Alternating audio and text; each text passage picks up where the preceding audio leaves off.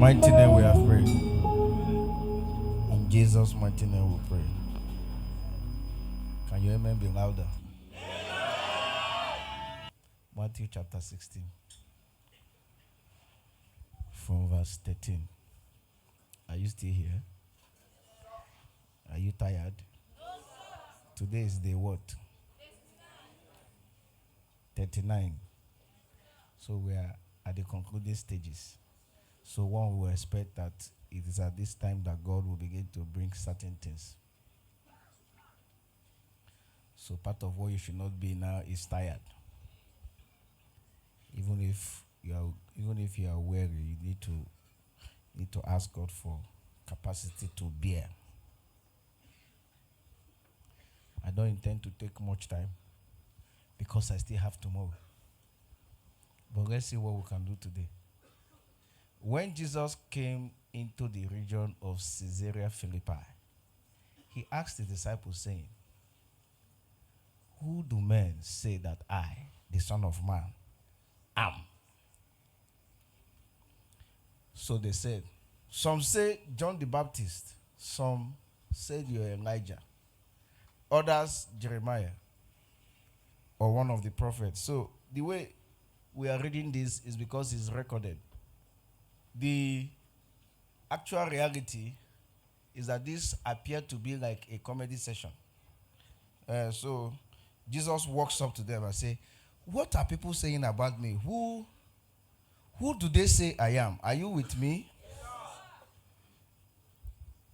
So in a moment of jesting, excitement, they are bringing these responses to actually mock the outsiders, mock their lack of knowledge of who he is. Hey, the person for the sake of writing, you need to present it this way. But you need to picture what the session was like. Imagine Papa comes now. What are they saying about me outside? The other one said that this. This other one said that this. If I heard somebody that was saying that, they don't know me. They don't know me. The reason he's asking them this question is because he believes that them, the disciples, they know him. But he was just trying to, and they answered. You see, they answered as if they know him. Hey, some say that you're Elijah. Some say that you are Jeremiah. We laugh at their lack of understanding. Their ignorance is so great. In fact, some say you are John the Baptist. As if they don't know that John the Baptist is still here. Then Jesus dropped the bomb. You, who do you say I am? He said, "You, who do you say I am?" And I want to tell you there was silence in the house. Because they realized that they were not too different from the people they were mocking. "Who do you say I am?" And then, after a moment of silence, I believe, Peter raised his hand and said, "You are the Christ, the Son of the living God." I say, "Kai, Peter! Kai, Peter! Flesh and bone did not reveal this to you." So all this is about a revelation. Who am I? Who am I? Listen to me, because we're already in the theater. Who am I? Who am I? What is it? It's about a revelation. And you need to understand that it depends on which revelation he's talking about. Do you know Christ? Do you know who I am? Do you know who I am? I should expect that these disciples already know him as touching his humanity. They already know him. Possibly they also know him as touching his divinity. Even though that's what Peter said here. But you soon find out that Peter himself does not know him. They have known some aspects of him, and in the past we are taught that there are 7 different dimensions of the revelation of Christ, you want to know Jesus, you have to know him from 7 areas. You have to know him from his humanity. He's the Son of Man. He's a man. As touching his time on earth, he was a man. He was not God. He came here as a man. And if you have that understanding, some arguments will be settled. You need to know him as touching his divinity. You need to know that he's God. It is the first Adam that created the second Adam. Yeah, the fact that they call them first and second Adam means nothing. One created one. You need to know him as God. You need to know him as a pastor. His earthly ministry is what you call the revelation of his humanity. What you call the revelation of his divinity. Those different revelations, you interact with them differently. You have the revelation of his earthly ministry. There's a way he did ministry. And of course, that's the way we are meant to do ministry. Though today, there are other models. But there's the model that Christ left. There's the revelation of his sufferings and death on the cross. You need to know him from the side of suffering and death. There's the revelation. And then knowledge is asking, do you know? Who do you say I am? This from the angle he's coming from. You need to know him, what you call the revelation of his resurrection. You need to know the resurrected Christ. He's not the same as the one that died. There is the revelation of his ascension, or what you call his exaltation, his enthronement. The Christ that resurrected and the Christ that was enthroned at the right hand of God is not the same person. When he sat there, some other things changed. Then, of course, you need to have the revelation of his second coming, of his return, the fact that he will come back again. And of course, that's one of the key aspects of his revelation that we must pay attention to. Let's not behave as if Christ will not return. But I'm not going into all of that. When Jesus said, do you know me? He is asking from a point. They said, who are you? Peter said, you are the Christ, the Son of the living God. So this is a revelation of his divinity. But he was still impressed. Verse 17, Jesus answered, blessed are you, Simon Bar-Jonah, for flesh and blood has not revealed this to you, but my Father who is in heaven. And I say unto you that thou art Peter, and all of that. Verse 19. And I will give you the keys, and all of that. Verse 20. Then he commanded his disciples that they should not tell no one that he was Jesus the Christ. Verse 21. From that time, because this is the target, this question is to come to this. From that time, Jesus began to show his disciples that he must go to Jerusalem. I will come back to Jerusalem. If there's no ministry in Jerusalem, that he must go to Jerusalem and suffer many things. So this is about suffering from the elders and chief priests and scribes, and be killed and be raised on the third day. So when Jesus was asking, who do men say that I am? Okay, who do you say that I am? He wants to know if they have an idea, if they have known him as touching the fact that he's a sacrificial lamb. In my life, in my destiny, there is suffering and death as part of this whole thing I'm doing. Do you really know me? Peter, do you really know? Do you really know me? His intention is, have you known about the death, the suffering and the death that is part of my life? Is not meant to be all these elaborate, full of miracles, followership and influence. There is the part of suffering and death It appears you guys don't know that part of me. Do you know me? Who do you say I am? So when the guy answered, he now started bringing out the intention behind that question. So, you must know Jesus' ministry was done around Galilee and environs. Jerusalem was no-go area. In fact, I think there are about 3 times he attempted to go to Jerusalem. Those were the 3 times they attempted. The first 2 times they attempted to kill him. The 3rd time they killed him. First time, I think he escaped narrowly. Second time, he escaped narrowly. 3rd time is when they killed him. Or there, if I'm correct. So, usually, ministry does not go to this side. So, but the reason he's asking the question is because we are at that point in my journey where we will have to go to Jerusalem. And when we get there, there's something about me you need to know. I'm going to suffer many things. Just follow me, I'm coming. This is not where I'm going. You're going to suffer many things. I'm going to be killed. And I will be raised on the 3rd day. Guess what? The man with the revelation say, God forbid, cannot happen. You see, does he really know? We clap for Peter. Because it happened. We just clapped for Peter now. Peter took him aside, began to say, far be it from you, Lord. This shall not happen to you.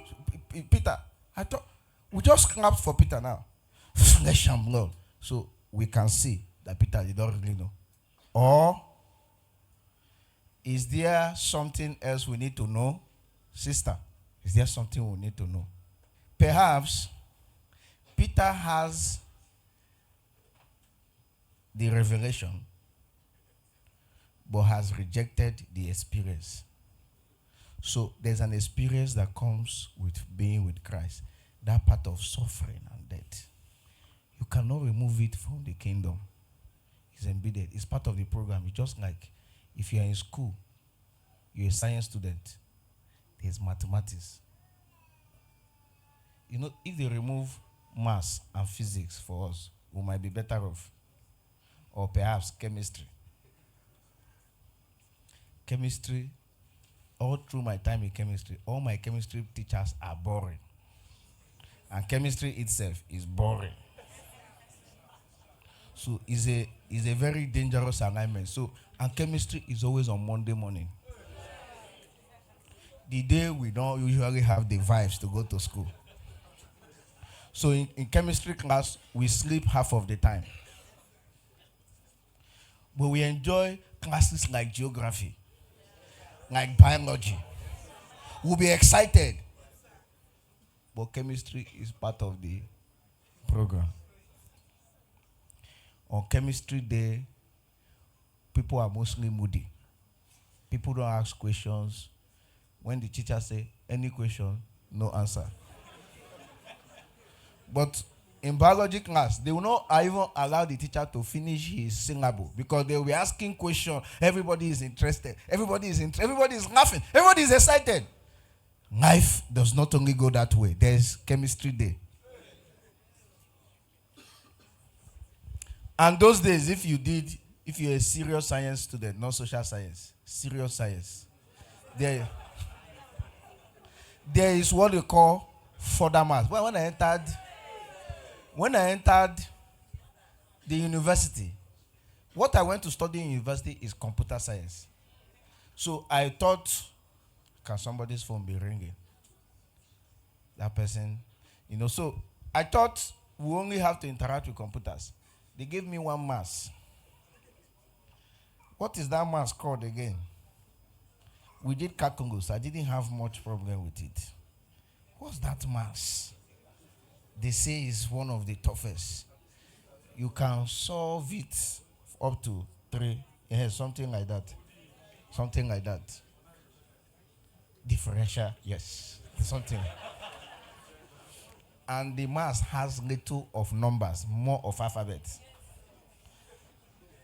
I expect mass is about figures. But these people are solving mass with A, B, C, D. And getting answer. 2AB B square. Like the when you look at the mass from beginning, I don't know where to start learning it from.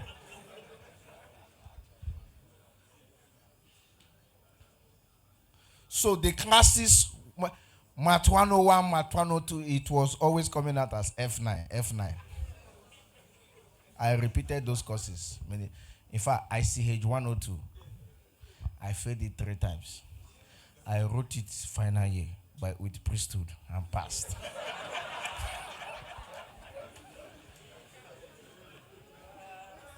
There are those courses we don't want to be part of our curriculum, but we don't decide our curriculum. Yes. When you get the interesting ones, when they turn 5,000, when they use 2 fishes to feed 5,000, ministry is good on those days. When you walk on water, ministry is good on those days. When certain signs and wonders, ministry is good. But when you are jailed, you say, is God still here? And if you are a follower of Christ, there is chemistry in your curriculum. It's called cross. And the cross is an experience. It's not a revelation. Yeah. It can begin from a revelation. But the goal is when you have understood it, you now experience it. The revelation is important so that when the experience comes, you will understand. Because without the revelation, the experience can turn you to an unbeliever. Like you see, the moment Jesus started talking cross, the Bible recorded at one point that all the disciples left. People got offended and started leaving. Perhaps they didn't have revelation. They have not been prepared. They didn't understand it. Can God be allowing his son to suffer like this? How can God scatter all these things we are building? Look at a ministry that is barely 3 years old. The entire world is talking about Jesus. Everybody, everywhere. Kings or nobody. Pharisees is his greatest headache. Well, their greatest headache is Jesus. And you can't catch him like this. He seemed to have the answer for all the problems that were existing right then in the religious setting. At the prime of this whole thing, they say we have to go to Jerusalem and suffer many things. I mean, this cannot be the time for suffering. Just like you are asking, is this the best time for me to be suffering? Is this the best time for my father to be sick, for me to be doing burial? Is this the best time for me to be spending in hospital? Are you the one that decided the day of chemistry class? If you leave me, we'll be doing chemistry on Friday evening. Or Friday morning, after we have gone to school. You don't decide this thing. The time is happening is the time that the experience has been designed to happen. So what should happen before that time? Are you following what I'm saying at all? It's important to understand what I'm saying, So what happens before the experience is a revelation. But there's a trick. Just like I listened to a man of God who said that in his attempt to master prayer, he will put stones in his pocket. And then the stones should make him uncomfortable.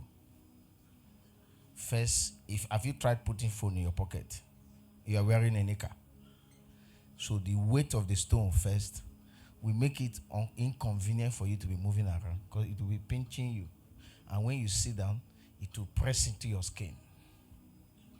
And so all that was a strategy to make him uncomfortable so that he can stay awake and pray. Because prayer was a challenge. But he soon found out that the flesh mastered how to sleep with a stone in the pocket.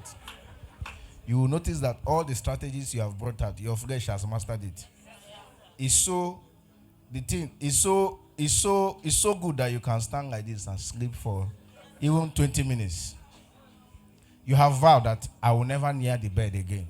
Since anytime I sit on the bed, I sleep off. I lie on the bed, I sleep off. I'm not going to lie. But have you found out that you're not sleeping on the wall? Have you seen how you rest on the wall and sleep well? And how come sleep is so sweet when you sleep off during prayer? No matter if you're not praying, you can't really enjoy your sleep in certain conditions. But when you are praying, any condition that sleep comes is enjoyable. Even start sleeping. Even start dreaming. Because the flesh has mastered how to get the revelation and remove the experience. So when you ask them, who am I? They will teach it accurately. What is the cross? They will analyze it. There are people that are teaching masturbators that are masturbating. There are people that teach you how to go through adversity, how to come out of addiction. They are experts. They have the revelation. But it has not helped them. If anything, their life is still a proof that sin is more powerful. Sin is more powerful. Sin is still more powerful in their life. But they seem to have the understanding. Perhaps what I will do this night is to show you two sides of the same story. Which verse did I stop? Which verse did I stop? Let me do 23. But he turned and said to Peter, get behind me, Satan. You are an offense to me, for you, give it in Old King James, for you savourest not. You savourest not the things that be of God, but those that be of men. Yes, this is the diagnosis of Peter's problem. Peter seems to have a revelation in the spirit as a result of the fact that my Father in heaven, are you with me? Yes, as a result of the fact that my Father in heaven was able to grant him a revelation. And that revelation, he has it. But his mind is on the things of men, not on the things of God. If you probe this statement further, you will find out that Jesus is saying that, Peter, you seem not to want to accept suffering as part of coming from God. You think like men. You think like men. You savourest not the things that be of God. Because it means your understanding of God is that there is no suffering in God. There is no adversity in God. Your reaction, it shows that you have a flawed understanding of God. You rather want to accept the things that men have accepted. Most men don't accept that suffering can be part of Christianity or can be part of life, or that God can allow it. When Job had a terrible experience in Job chapter 2, and the wife came and started talking, he said, should we expect only good things from God and not expect bad, evil things? It means that in the package, in your walk with God, God also allows evil at certain points. It's called cross experience. The cross is meant to be experienced, not just to be known, or not just to be taught, or not just to be understood. There is the experience of the cross. It comes in the form of suffering, and depending on the intensity, it comes in the form of death. Your death, if your death happens faster, your suffering happens lesser. Your suffering is faster if you die faster. Your suffering is longer if you die longer. So I don't know where you have a weakness, but let me tell you something. Any weakness you have can only be treated by suffering. Any weakness you have right now as a person, and I'm not just talking about in the sinful part. Let's even go in the positive side. If you are position-minded, you like to preach, or you like to lead prayer, So you struggle for recognition to need prayer or whatever. That's a weakness. The only way God will help you is to put you through suffering. And you might have been suffering right now, but you're not aware that God is behind it. He will put you through suffering. It can take any nature. The suffering could be that people you are far better than, people that we know you are better than, will be made to, they will put them ahead of you. Always. This happened to me during my youth service. Even when I am the only executive in the house, like all the executives are going to camp, they will be picking people from the house who are not escorts to come and be preaching. They never handed over. In fact, I thought, is this person or that person that was fighting against me? I didn't know that God was trying to cripple my desire to preach, because I have revelation I want to share. Say, well, I want to share. The next time I preach, that next time never came. Some people have preached 10 times. Somebody can be here now. He is hoping that he would have preached during these 40 days, that'll be 50 days. Day 39, they have not called you once. And some people that you consider yourself to be better than has come up 3 times. And you're filming from the back. It must be, I don't think it's Papa that is against me. It must be Chimobi. There's somebody that Satan is using to remove me from my platform, from my stage. It's my season of shining. But one of these people, even when Chimo become Revival Hub now, I see somebody's asking, when Chimo become Revival Hub? We were here. Chimobi is not your problem. God is passing you through suffering. There's something, you see, the reason your suffering is taking on, because you are taking on to die.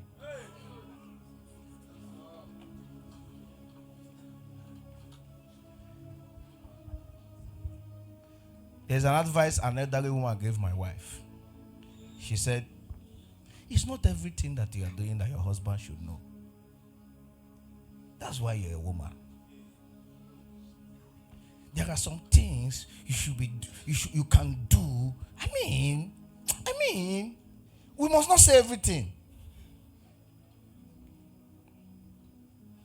I say accepting that advice is the beginning of suffering. And you can suffer for 30 years because of. If you're a woman here, the easiest way to have a good marriage is always to be on the same page with your husband. I tell you the truth, because Satan strikes mostly when your husband is not aware. Especially if you have a husband that is a priest. I don't expect anybody here to go and marry a drunkard. Or if you have a husband that prays, there is a priest. He's in priesthood. Satan is afraid of that thing he's doing. Anyhow you look at it. And Satan will find you mostly once you are always acting on your own. And I will tell you, because you are in this kind of environment, you may not freely act on your own all the time. You will mostly be on the same page with your husband because you are in this kind of environment. But there is a time the temptation will be high. Just this once. That's when women get the. As far as that thing is inside of you that wants to be on your own, submission is. Have you ever worked with a boss? Have you ever worked with a boss that doesn't agree with any opinion you are bringing? It doesn't agree with any idea you are bringing. That doesn't agree with anything you are saying. Yet, you continue to answer yes, sir. Let's not give the impression that the way the marriage is if the man is, welcome, sir. I did not see you, sir. Well done. If the man is, if the man behaves himself, we'll submit. If he doesn't behave himself, we will not submit.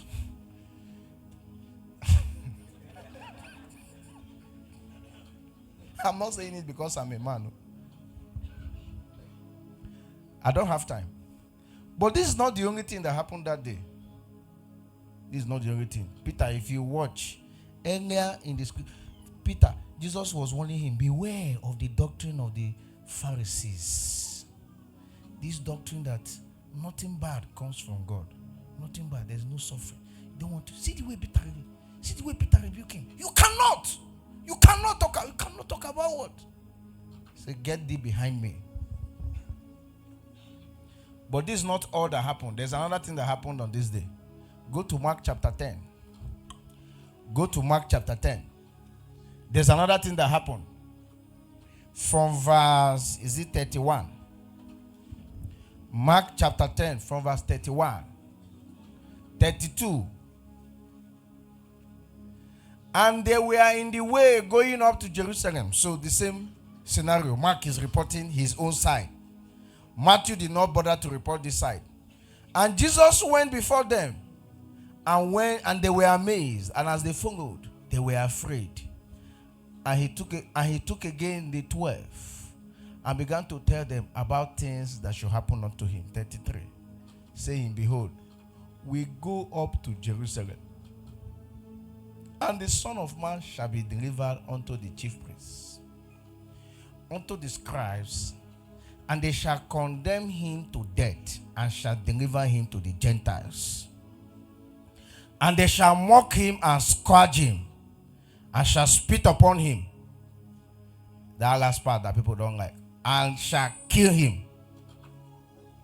And the third day he shall rise again. And James and John, the sons of Zebedee, came unto him, saying, Master, New King James, Master, Teacher, we want you to do for us anything we ask now. Yes? And he said to them, what do you want me to do for you? They said to him, grant us that we may sit, one on your right hand and the other on your left in your glory.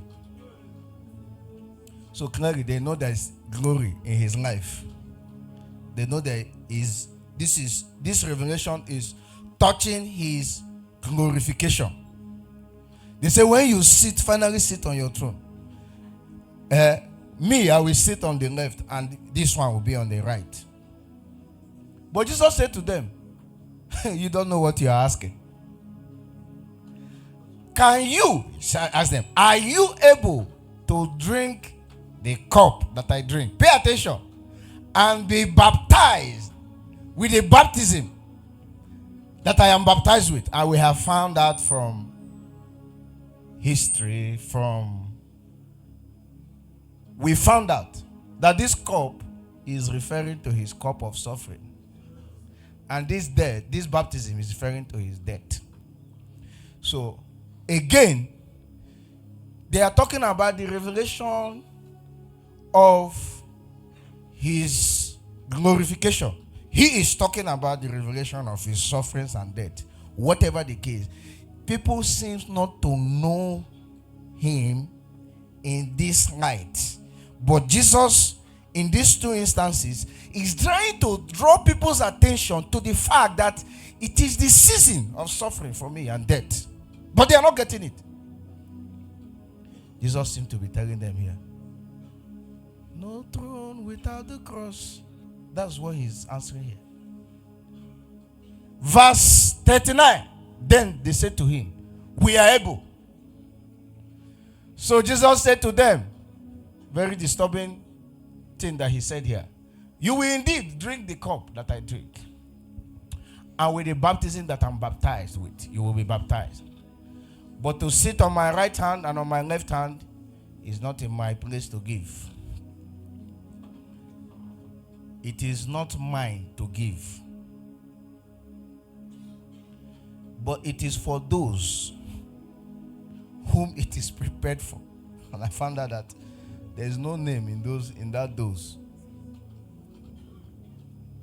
It's for those whom it is prepared for. Verse. And when they heard it, they began to be greatly displeased with James and John. So this thing happened on the same day, at the same time that they called Peter, "Get behind me, Satan." Another group, this was their own part. So it brings out two kinds of people here. Pay attention. I think I will round up here. See, a lot of people are tired. I will not round up here. No, I will round up here. There seem to be two kinds of people here. Number one is a group that Peter falls under. They have the revelation of the cross. They understand it. But they have rejected the experience. They don't want the experience. Because the revelation of the cross, there is the revelation of the cross, there is the experience of the cross. So, anybody that talks about the experience, they pull back. No, can't say this. God forbid. It's not a God forbid matter. Was it Anthony that was during 50 days? Was it during 50 days when you lost your mom? Was it during 50 days? I know that something was happening that period. Whether there was a program, he had his mom died. With all the prayer we were praying here, with all the things that happened, the mom died. It was 50 days they were doing. Apostle lost his dad.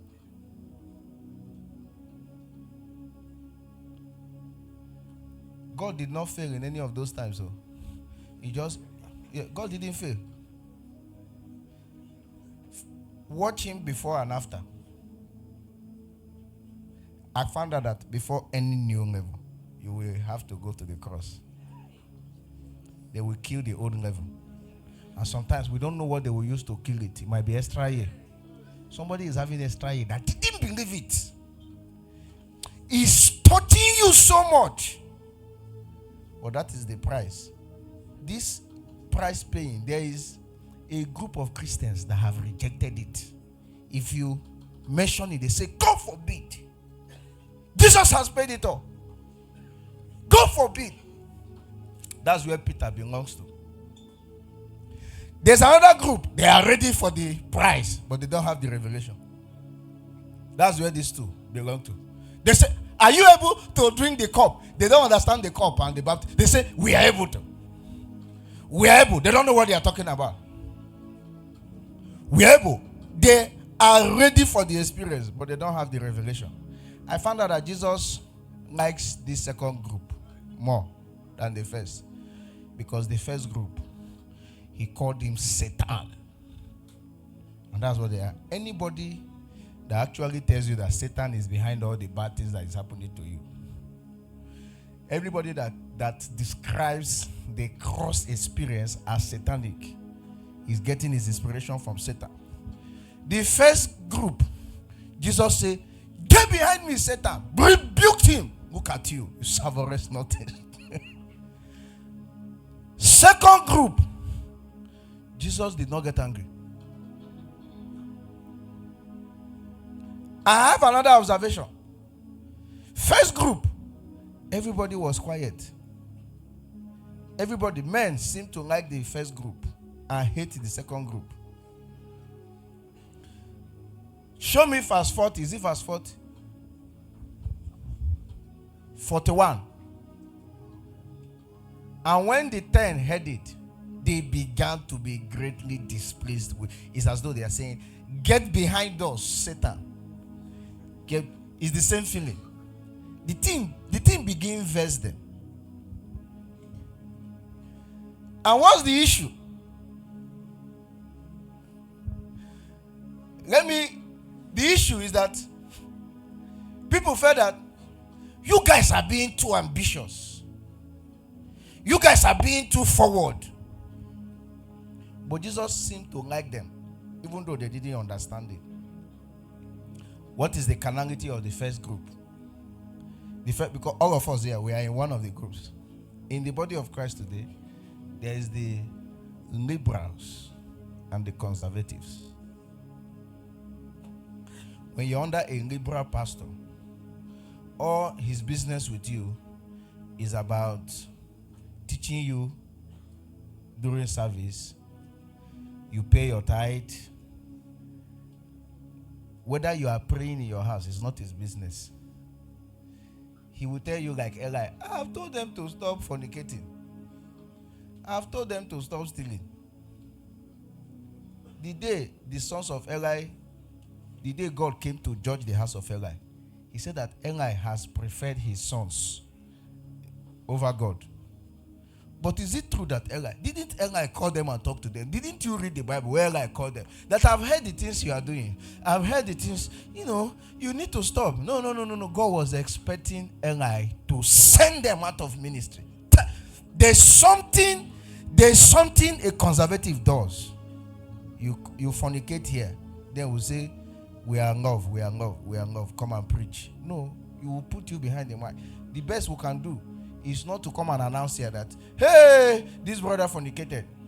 But by the time you see him behind the mic for 6 months, you either figure it out or not, but you will know that something is wrong.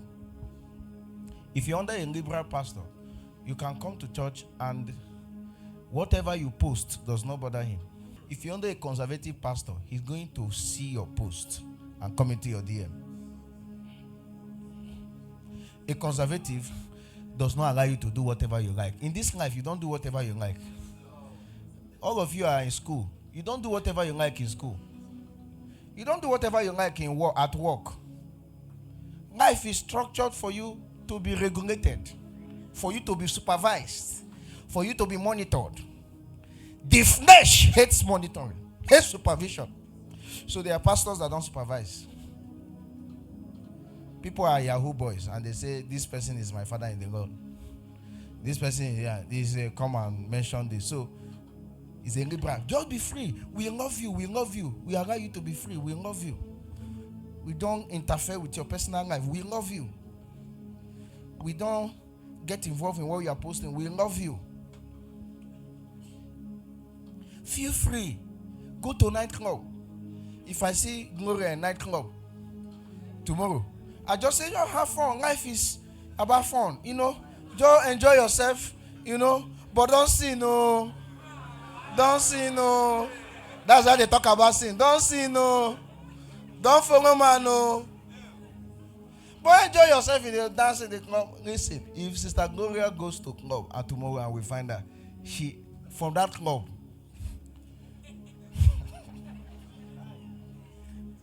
And the reason we will do it to her is so that she will realize that she doesn't have a right to do anything she likes. And that's the way God operates. You cannot walk with God and do anyhow you like. So, you will need to ask yourself, are you a liberal or a conservative? I am a conservative. I believe believers should not be allowed to do as they like. And I can never unite with a liberal. We are not standing on the same plane. As long as you have liberals in the body of Christ, forget about unity. The faith that we are preaching, there is the structure, there is the shape of it. A man cannot be fornicating, and we are aware because we love him. We allow him to remain there. That's not the way God operates. But this is just by the way. You see two kinds of people presented. The first group, they have the understanding, they've rejected the experience, like Peter. They know, they can tell, they have revelations from God, but they are not part of any suffering. They are not, these are the kind of people that they say it's not about, I'm not anything. We are nothing. We are dust. It's God that if there is power moving in their meeting, they say, it's not me. I don't know. We are dust. We don't have power. We don't have anything. We are nothing. I am not nothing. I am not dust. I'm not dust. You can't look at me as summarize me as dust. We are nothing. All this is an attempt to be humble. We don't have power. We don't have power. We don't want influence. We don't want crowd. We don't want anything. We want Jesus.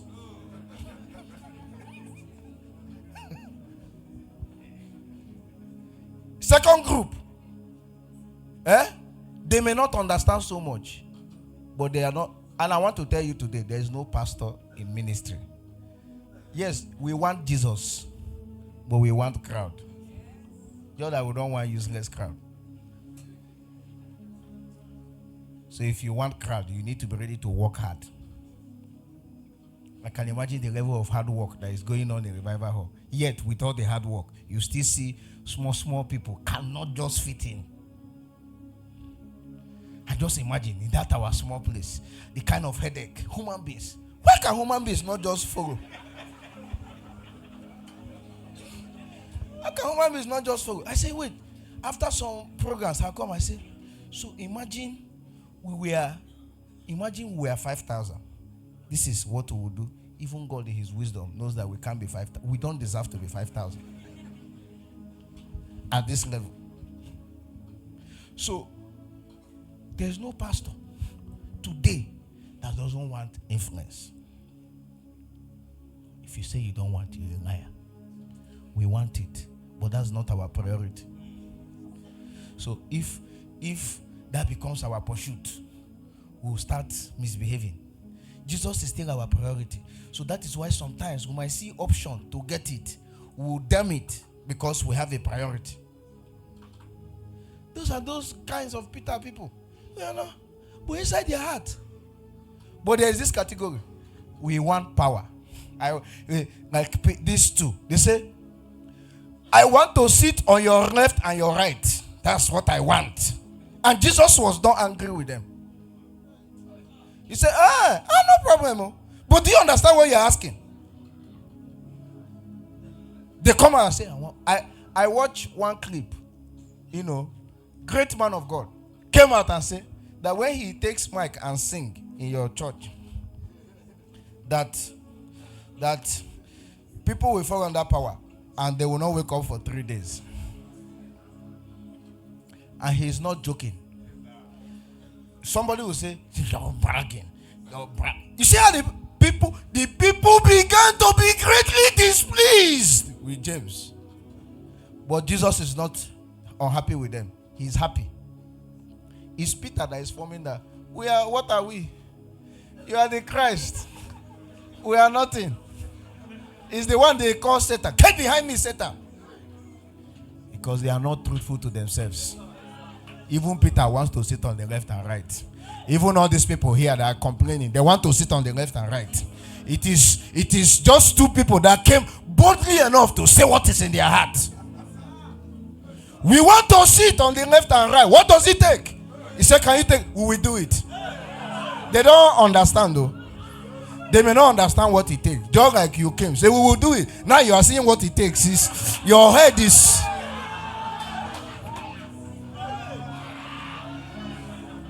But these people, they claim they understand what it... They claim... No. Jesus particularly dislikes this first group. They are living in deceit.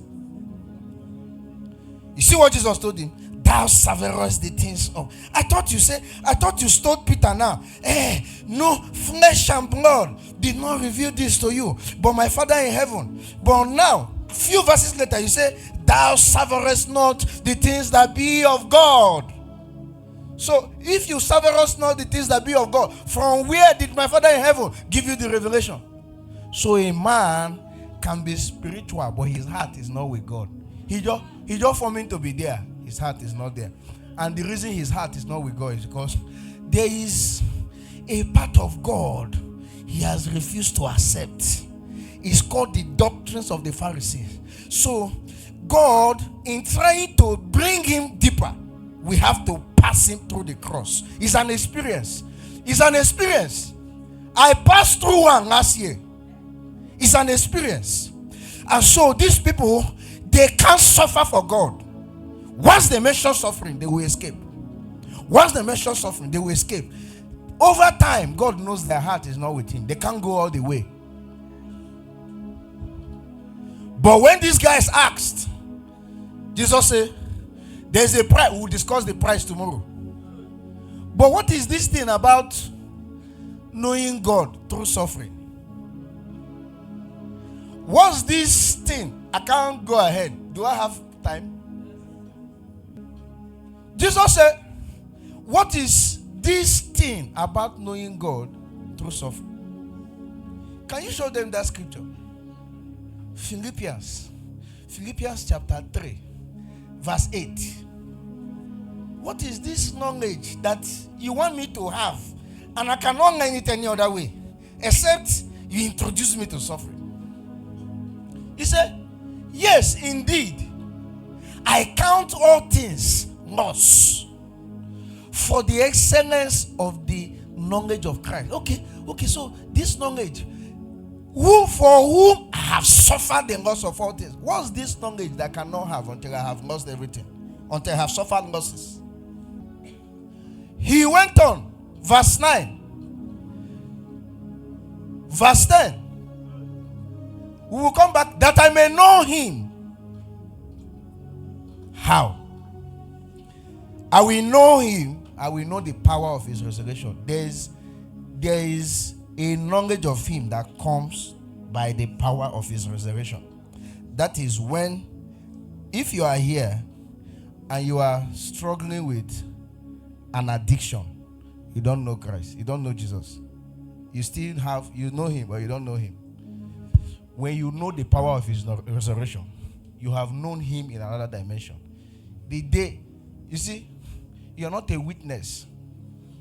You're not a witness to the fact that Jesus Christ has defeated that weakness. You're not yet a witness because you don't have the knowledge. Your only knowledge is the knowledge that comes from victory. Resurrection, the power of his resurrection, is an experience that grants you another knowledge. Is an experience. If you have not conquered something, you still don't know Jesus at a level. You have not conquered the love of money. You have never conquered any temptation surrounding money. You always lose out. Once it's money, you will fail.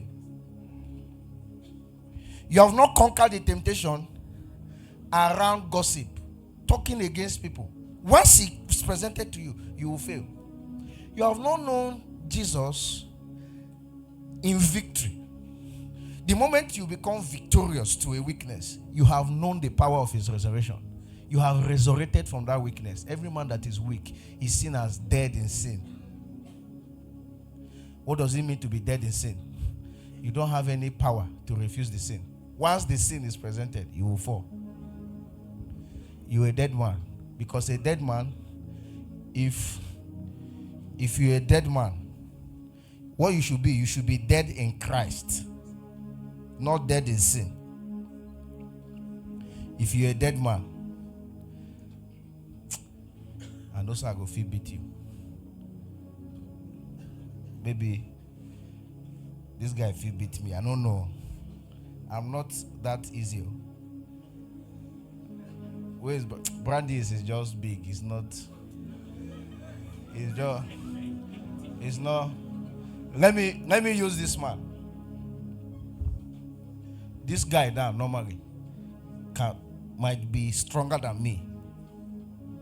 But if I meet him dead, I can slap and knock him. He will just be there. He can't do anything. I hope you know. If he's lying here dead, I can even step on him and pass. Perhaps that's the person that used to beat me when he was alive. But now he's dead. So, by virtue of being in Christ, you who is now born again, you already have the potential. You're already stronger than sin, but you are still dead in sin. So sin still overpowers you, even though you are stronger. Potentially speaking, you are stronger. You have the power. And that's what you see in Romans chapter. Where Paul was saying, he said, do you not know that we were crucified with him, and our old man has been crucified with him? And then he now went ahead to say, now that you know, that's the power of revelation. Present your members as servants of righteousness. Do you hear what he's saying? Are you hearing what he's saying? He said, you present your members as servants of righteousness. You present it. You have the power to do that. You are sounding as if you cannot present. I'm trying to present it, but the thing is presenting me. I want to present myself as servants of righteousness, but my members are presenting me as servants of sin. You should be the presenter, but your members are now the presenter. Present yourself. Why are you telling me to present? I'm telling you I cannot. You're saying present yourselves, your members, as servants of righteousness, because it is connecting. The only reason you can present yourself, he didn't say that many chapters ago. The only reason he came and said that, he said, because I'm in Romans chapter 6, not present your bodies. Romans chapter 6, you will find it there. The only reason he said that because you have been crucified, crucifixion has given you an advantage. Because you have been crucified with Christ, you have the advantage to present your bodies or present yourself. This person is not.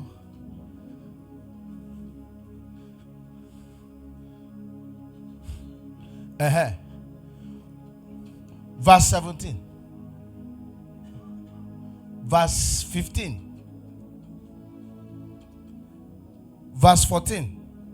Go, you will see where I'm. It's on verse 12. Verse 12. Go back. They will see it. Another one. Verse 11. Go to verse 6. Knowing this, that's where it starts. There's the knowledge. The knowledge. Do you know? Knowing this, that your old man was crucified with him, that knowledge sets you free. That the body of sin might be done away with, that we should no longer be. So the essence of this crucifixion is that we should no longer be slaves of sin. That's what we are. Crucifixion, if you're a slave of sin today, crucifixion gives you the power to overpower it. Crucifixion puts you on the side of advantage. It gives you an advantage over sin. Then he now went further. Yes, move very fast. For he who has died has been freed from sin. Okay? Now if we died with Christ, we believe that we shall also live with him. Go. Knowing that Christ has been raised from the dead, dies no more. Death no longer has dominion over me. For the death that he died to sin once for all. But the life that he lives to God. I can't interpret it. Likewise, you also reckon yourselves to be dead indeed. Because some people are dead in mind. They are dead. They are not dead indeed to sin, but alive to God in Christ Jesus our Lord. Then he now went to say, therefore, do not. From where did I get the power to do this? Do not let sin. He's saying sin, we want to come and reign. Don't allow it. I'm telling you that I am a slave of sin. I'm under the power of sin. You say I should not allow. Where do I get the power? Crucifixion has given you the power. And your revelation of the cross has given you the power to follow this instruction. Right here, Paul is no longer trying to solve your problem. He's telling you now, with what I have told you now, knowing that your old man has been crucified. Don't allow it again. He's speaking now to you as somebody that can choose to sin or not. He's not speaking to you as somebody that has the power to decide whether you will sin or not. You have moved from helpless to the point where you can decide. Then he goes to verse 13 and he says, and do not present your members. It means if you are still in sin, you are the one presenting it. Nobody overpowered you. Don't say that you were overpowered. Don't say it again. That's an insult to the death of Christ, to crucifixion and resurrection. Don't present your members as instruments of righteousness, but present yourselves to God as being alive from the dead. And present your members as instruments. So the presentation is going to be determined by you. Stop talking as if you don't have any power to do it. What gives you the power to now say, I will not let sin reign in my body? Since when? Since when? Since when? Sin. Look at you that have been a slave of sin. Since when did you start talking like this? Since you got the revelation of the cross. But you can have the revelation without the experience. That's what I'm talking about. And though you have understood everything, you seem to still be dead in sin. We have said all this. Even this night, you still go back and you sin. You understand the cross. Everything I want to say now, you understand. But how is it that you understand this teaching like this? You understand redemption like this? You are still in bondage. We are teaching something that breaks bondage. How do you know it? You can preach it like this. You are still in bondage. What's happening to you? You have not gotten the experience. And you are like Peter. You are running away from all the experience. Anytime the experience comes, you say, far be it from you that you should go to the cross. It is God that put that cross there. Peter is saying, far be it from you. The experience is far from you. So the victory is also far from you.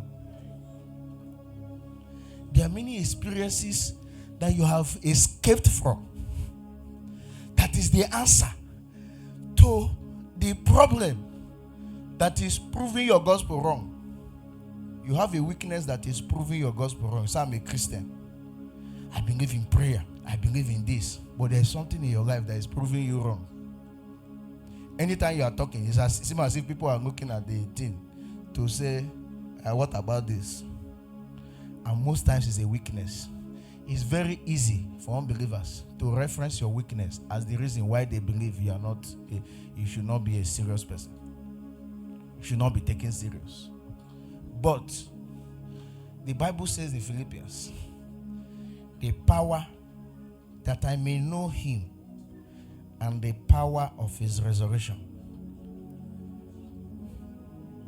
That I may know him and the power of his resurrection.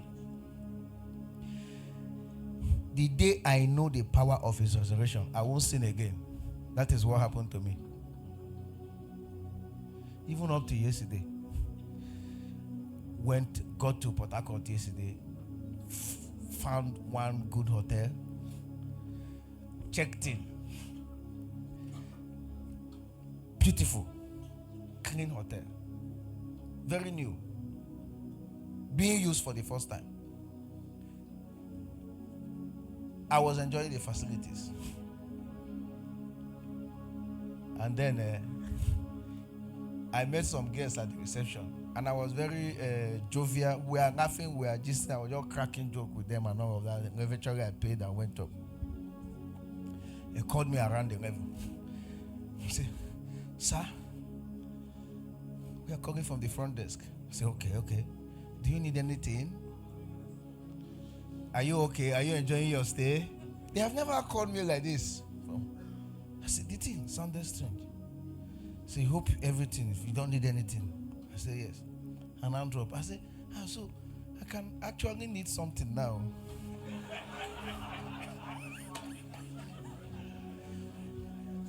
So I can actually need something now. And I remember the people that called me. Remember the images I saw before going up. I said, so if I need something now, it's available. I didn't think I just say, I didn't think about it too much. And as early as 8, I've left that place. So we just have 11 to 8. And nobody will know. Nobody will know. That's the thing. That's the thing. Each time you watch the movie, you masturbate, but all through your life of masturbation, you can't sacrifice watching movies. You have refused to lose anything. Every day you come and confess, lie down and be wrong. I masturbated again. Oh, I masturbated again. Oh, why won't Jesus help me? See you. See you. You are deceiving yourself. Check. You are like Peter. Far be it from you. So, like this now, I will not eat for 7 days. So, like this now, and I don't like to prescribe again. Because the flesh is intelligent. Anyone you prescribe to them, the flesh will find a way. For you to masturbate, the flesh must find a way to let it out. If you're a man, why not stay without ejaculation? Must you ejaculate? You know it's bad when a man is masturbating. For the women, it's bad too, but it's worse for the guys. They cannot bathe in peace. So. Imagine say they bathe, you will be running away from certain areas. Look at you. Yourself is your temptation. Anytime you remove your clothes to bathe, you start tempting yourself. When you don't go some certain places. Because if you get there, you will stop there. And anytime they masturbate, they start remembering some things. There are things that they remember that helped the process. If you dig into their thoughts, you will find that there are certain thoughts that are stored there that is helping the process. And I asked, where are those thoughts coming from? Look at a brother that is masturbating, pastor. After this service, the brother will sit with a sister and talk for 40 minutes. And in the course of their talking, sometimes the sister will bend down to pick her book. Sometimes she will sit different positions. Her clothes might open. He might see part of her cleavage. He will see those things are story. Those things are story. The brother should have been taught not to, since talking closely with a sister is like the trigger, he should not spend more than 1 minute with a sister for his safety. For you say, okay, we're not doing anything. We're just discussing. But discussion. And sometimes discussion is happening even in her house, or sometimes in a place where we're not doing anything. I mean, we are in tent. Everybody is seeing us. Everybody is not seeing what your eyes is seeing. If the sister turn her cheek, if she, hey brother, why are you? The third touch, it registers. When you are bathing this evening, you remember the touch. Hey brother, how are you? The thing, you are losing life. And should I tell you that leave this sister? No, get her from this. Stop talking with them one-on-one. The sister self does not even know that as she's talking to you, you are not hearing what you are looking at the lips, you are looking at the ear, you're looking at, sister, you are beautiful. Sometimes sister is leading prayer and she's bending like this, and she's not aware. You see it, you should run away. You will come back and check again. You will come back and check again. All this nonsense you have been seeing is not yet evident until you get home and you relax. It will not cloud up. You start remembering many things. And you want, okay, now that you have this, you have lost discipline to go and see things you should not see. Now, hold the ejaculation. Hold it. Don't take it out. Your head is turning you. I can't get myself. I need to discharge this thing. And hold it there and die with it. What will happen? What will happen if you don't ejaculate this night? If you turn and wriggle and die? Why are you is suffering? Why would I suffer myself like this? Well, and we say from today, once you finish Any service, leave side. Don't talk to any sister. Move away from there. If you are going for evangelism, we will not pair you with any sister. We will take you as far away from sisters as possible. But you say, far be it from me that I will not interact with sisters. Far be it from me. You know, some other people's trigger is chatting or call. You know, there's a way you talk to a sister. The sister just called you after service. They called you. Do you know how you are doing? Hey, Baba, how are you doing? As every statement she made, it weakens you from the inside. She's not saying anything bad. She's asking simple thing. How was the prayer today? You have died again. How was the message today? You are enjoying the voice. Have you noticed that? You are enjoying the voice. You are enjoying her. They sweet you. But it is also killing you. Can you lose the excitement of that conversation? Sacrifice it. There are many chats. You can just choose not to reply it. Because as she's chatting, you become attracted to the way she is writing. Has it not happened to you? See, I came out from this pit, so I know it. I know it. I'm talking today because I have experienced the power of his resurrection. One of the things it took me is that I lived in an estate where I had so many sisters. As a single man, I was living in the estate, one unit of the estate. Many sisters were there. And for 3 years, none of them knew what my house was like. Even when they knock, I dress up and come outside. I don't wear boxers outside. I see some brothers, they wear boxers and singlet to go and buy something. Priest, pastor, you boxers.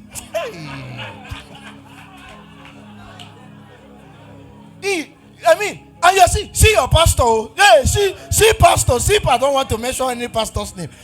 He's going to buy bread with that boxer. Tommy Hilfiger. He's going to buy bread and cook. And sometimes he will stay in the shop and put the bread in his mouth. See, pastor.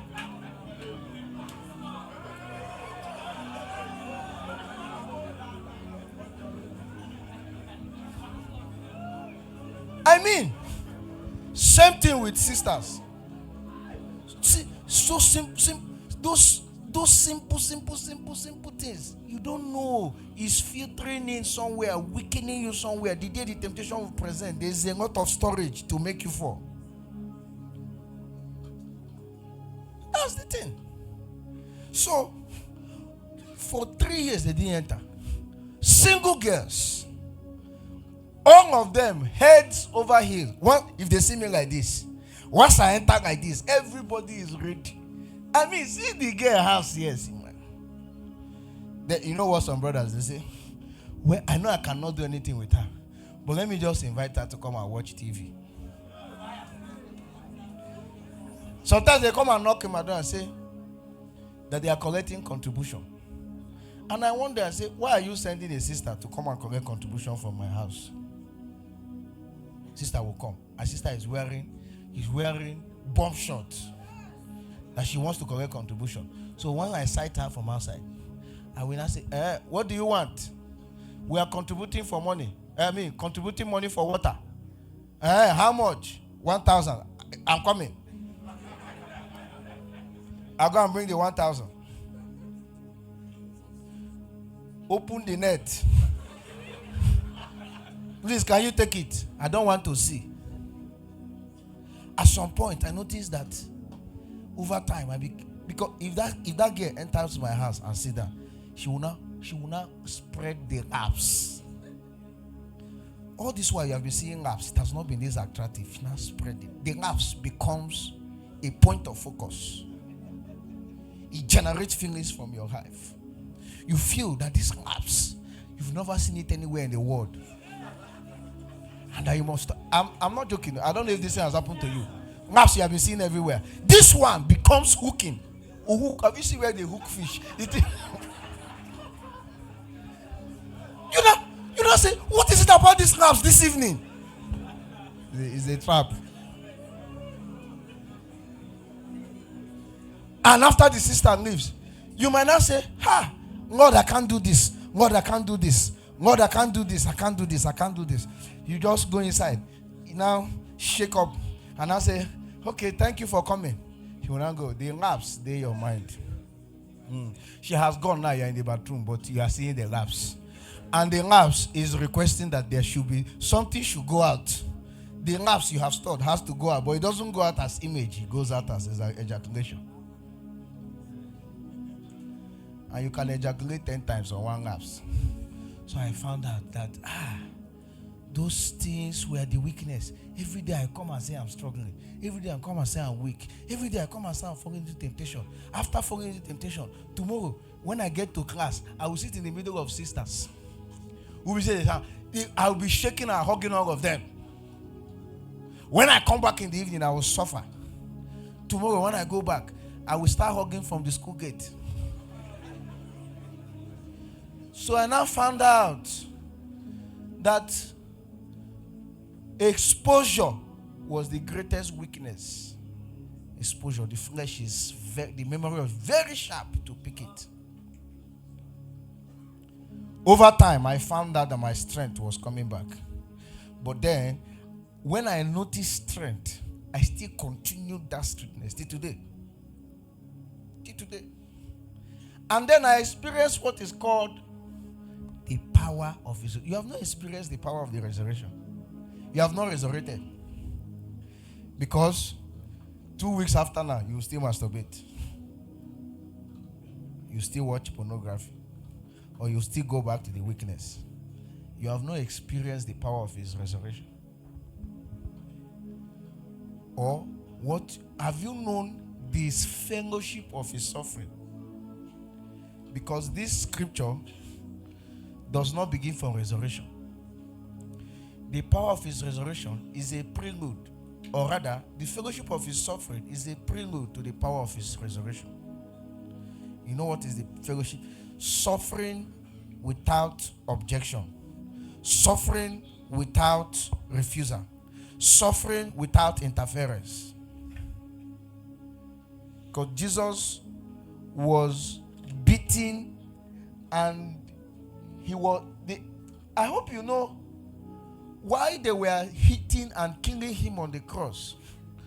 He had the power to end it. There were options available to him of how he can come out of this thing immediately.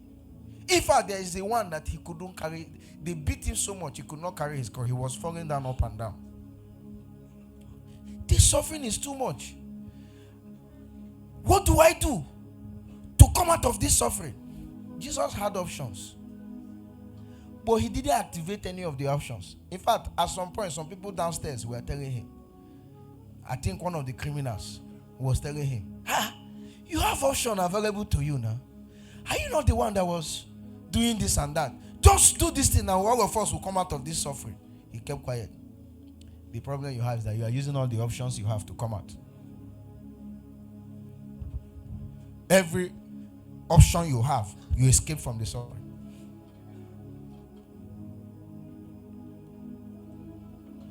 And Jesus is asking you today, do you know me? Do you know me? I said, I know you. And you are masturbating. Do you know me? I said, I know you. Well, yeah, this is your stealing problem. You are stealing. You steal from people. I didn't know that people in the revival setting, they steal money. They steal phone. Somebody has entered our meeting, our annual program. He entered as a man of God. And in truth, he was a man of God. And my people gave him some preference. They were in the hostels. They gave him some preference because they saw he's a man of God. He said that he didn't plan to come for the meeting. He just saw that Apostle Edo was coming.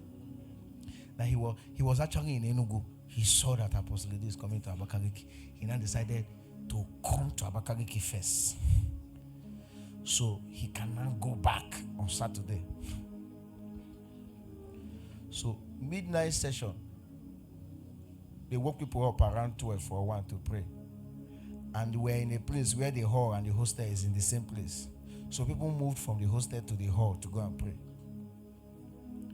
While the prayer was going on, somebody came with a report that his phone is missing. So shortly after that, another person came and said his phone was missing. I think about 3 phones were missing.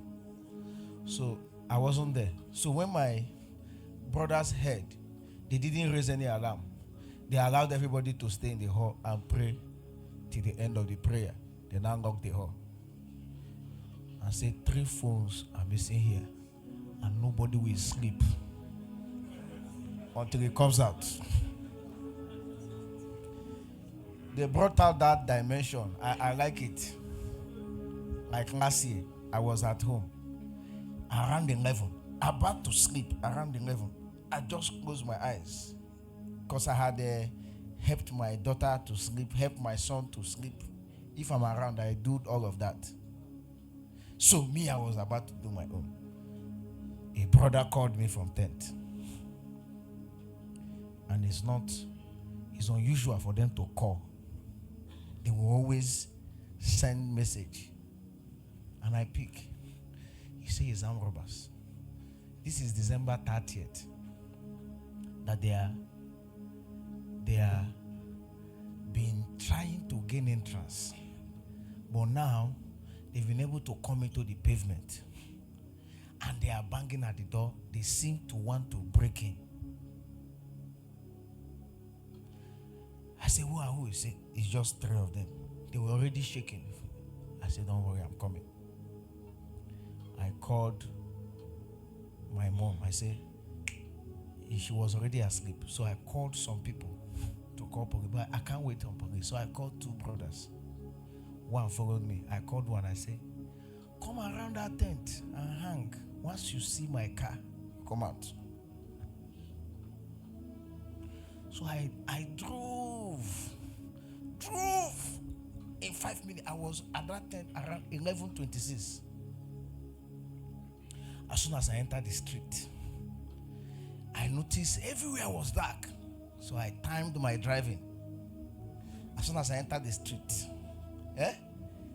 I drove straight to the staircase. I saw somebody there. I drove the guy believed I was going to crush him. So I told my brother, I said, once I scare them, if they have gun, they will shoot. I will escape. We'll come and disturb them again. They will keep shooting. But if they don't have gun, they will retreat. Then we will come down. As soon as I drove, the guy ran to open. My brother opened the door, dragged him out. The other guy that I planted ran out. The guys inside now heard we are there, and they became alive.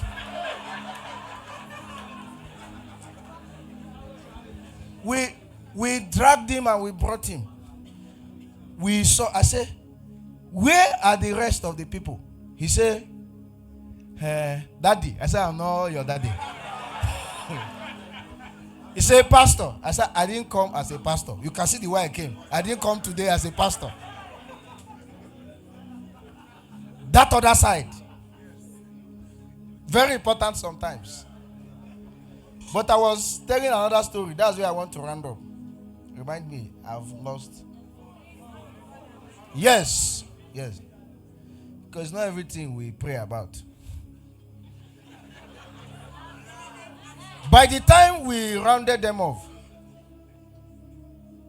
they started searching everybody. The brothers held everybody down. They will take you. You will go and bring your bag from the hostel. They will search. When they got to Pastor's store, they wanted to leave him because they said he's pastor. But one of the brothers said, search him. In between, listen to me. In between starting prayer by 1 and ending by 3 or whatever, or 12 and ending by 2, the guy has taken 3 phones, removed the SIM, thrown it away, and flashed the 3 phones.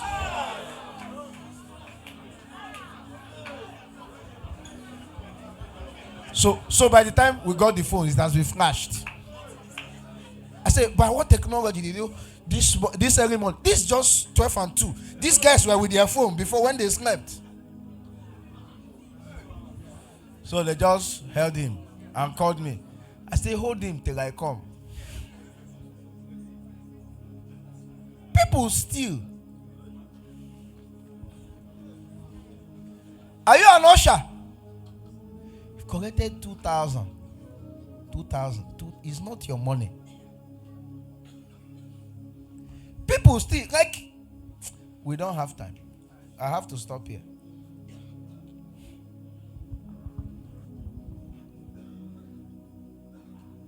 Do you know me? Jesus is asking you, do you know me? Because you cannot know me and still be stealing at this intensity of prayer. No. There's something you don't know. That's why you are still stealing. You cannot know me and you are still masturbating. You are still fornicating. There's something you don't know that will make you to go and masturbate. You don't know me. That's why he is calling you out tonight. Say, bro, who do you say I am? Because your action is telling us that you don't know me. Who do you say I am? Can you pray in 1 minute? I have to stop here.